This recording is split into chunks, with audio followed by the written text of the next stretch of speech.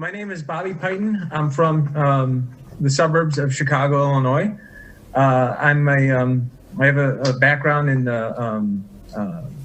finance, economics. I have my MBA from Northwestern School, Kellogg and Strategy, and I'm working on my financial engineering degree just as a side thing. I love math. I've traded billions of shares of stock over my career, and I love reverse engineering, how systems work in a nutshell. And so let's just jump right into it, if you don't mind, since, like you said, we're out of time. We're going to run out of time. So I went through, basically what I did is I went through Fulton County, and I looked at 6 other surrounding counties. So the 6 counties that I looked at, in addition to Fulton, were Cherokee, Clayton, Cobb, Fayette, Forsyth, and Gwinnett. Now, they might not be exactly around it, but I wanted to just get a little bit of a sample of some counties that would be next to Fulton. And starting with the Fulton results, I thought it was fascinating that of all the people in Fulton in my data set, there's about 66,636 unique first names. There's 66,636 first names. Of those names, 46,796 only have only one instance of that first name. Now on the last names, there's 105,558 last names, but 46,000 have only one instance. So 70% of all the names that are available for people in Fulton are unique. They have one instance of that first name, and 43% of the last names. Now, why is this significant? And why should every American be able to understand this concept? Nationwide, there's about 150,000 last names that account for about 90% of the US population. 150,000 total last names are 90% of the country. So there's about one last name for every 2,000. There's about 2,000 people for every one of those most popular last names on average. Now, the ratio of first names to last names is about 30 to 1, 33 to 1 or so. So there's about 5,200 names that 90% of the people that you will come across in your life share. They're going to be one of those 5,200 names based on the statistics. I'm looking to get the whole data set for the country. I'd love to run a more accurate number, but this is just what I pulled off online. So you can see that right out of the gate, you have only 60,000 unique last names in Fulton with 20,000 first names. It's 3 to 1 ratio versus 33 to 1. So it's a really, really big problem. So now I just wanted to make sure, is this a fluke? Is this possible? Maybe the surrounding counties will account for some of this. Maybe there's a bunch of people. There's only one of that person in Fulton, but then they're going to be they have family in Cherokee, they have family in Cobb, they have family in somewhere else, right? So I decided to look at that, and what I found is the number of unique first names jumps up, which is counterintuitive. The larger the sample size, the number of names should not just skyrocket off of it, because you should more likely be running into other people that have a similar last name. Yeah. Well, Mr. Piton, let me ask you a quick question. Can you jump to your conclusion, because I've got one more witness, and sure, I've got to. Here's the conclusion. Okay, right now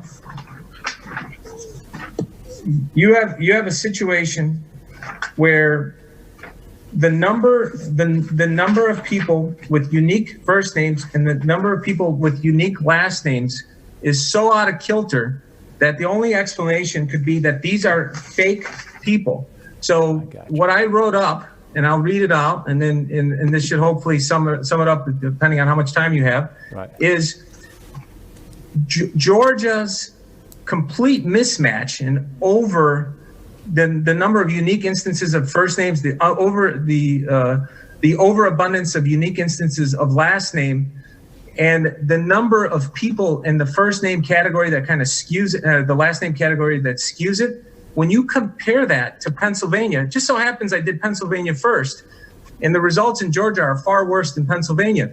So this is what I wrote. Folks, this is how Georgia and Pennsylvania are intertwined, because a very powerful calculating domestic and or foreign actor ran an optimizer between these two states as though there were two stocks in a portfolio and calculated which voters were disposable. So when I took the top 1,000 names in Pennsylvania, you'll find that there's 440,000 last names. From what's based on what I just said with the national database. I did the same thing with Georgia. And I did this before I got called to do this testimony, by the way. So I already wrote this up about, I think, 6 days ago. With over 2 million people between these two data sets, the differential between how much Georgia is overstating how many people should be in the sample size is offsetting the shortage of people in Pennsylvania. So it's literally, there's a shortage of 440,000 people that should exist in Pennsylvania. And there's an overage of 428,000 people in Georgia. So literally less than 12,000, 0.6% on over 2 million records. And it gets even better than that. When you run the correlation between the last names in Pennsylvania and the same last names in Georgia, the same ones, like literally looking at Smiths, looking at Williams, et cetera, you have a negative 42% correlation. And I think the reason it isn't higher is there's some people with last names that didn't make the top 1,000 names in Georgia. But if you adjusted for that, I'm sure the correlation would shoot up. There is no doubt in my mind that based on the evidence, Stacey Abrams, if she was involved with this, because she says she's taking credit for this election, she needs to be arrested for probable cause. Your Secretary of State should be arrested for probable cause. Anybody can pull this data back down for the state of Georgia and run the analysis themselves. I will tweet exactly how to do it. You can set it up in Excel. If you have a computer with Excel, I will show you the instructions. You can do these counts yourself, and you can see for yourself that it makes no sense that basically 1 out of every 2 people in Fulton that have a particular name, that 1 out of every 2 that you have is only one other person. There's no other person in Fulton when you run into somebody that has that name. It makes absolutely no sense. It's just mind-boggling that they were that lazy in creating this fraud. That's the only reason why I was able to catch this. I think that they were sloppy. The data is there, and I pulled up one last thing I want to mention.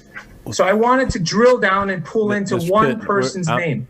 Actually, I'm about to run out of time, and I've got one more person that's been on hold. Okay, can I give like 60 seconds? Can I just get 60 seconds, please? 30 seconds. So, okay, Williams. I ran, there's 2 years. Williams in Fulton County, age 25, 26, and age 28 to 29, somewhere in there. All of a sudden, there's 160 of them that showed up. And there's 205 of them that showed up at 29. All the other ages around them were only one person, both directions. But those 2 age groups, a huge pocket showed up. I looked at those people, and would you believe that the first names of those people that just randomly showed up with the last names Williams, which I said is overstated by at least 2 times what it should be based on national statistics, was 45%. 45% of 300 plus people had a unique name from a subgroup of that name. And the same analysis applies on all these other last names as well. It proves my point that these people were manufactured, thrown back in time, and their identities are false. And we need the feds and the Justice Department to investigate this. I copy people on Twitter with the Justice Department, and I hope Ezra Cohen hears this message, and the President of the United States hears this message. Arrests need to be made. This is absolutely disgusting and outrageous. Thank you, Mr. Piton, for your Anybody could prove it. I could show them how to prove it in an afternoon. You don't need 3 days. Okay. I'll show you in 2 hours. We've got to go. Thank you for your time. Thank you.